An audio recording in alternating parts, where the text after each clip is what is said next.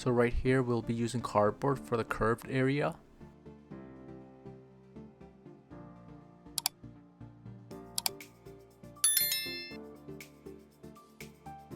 Now we'll be using 1-inch foam. We'll be gluing the 1-inch all around the edge.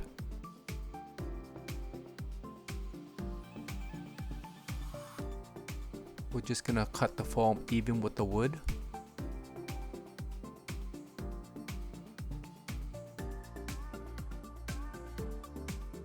After the 1-inch foam, I'll be using a thin layer of fiber. This gives it a nice soft feel to it. With the fiber, we're gonna let it overhang about 1 inch.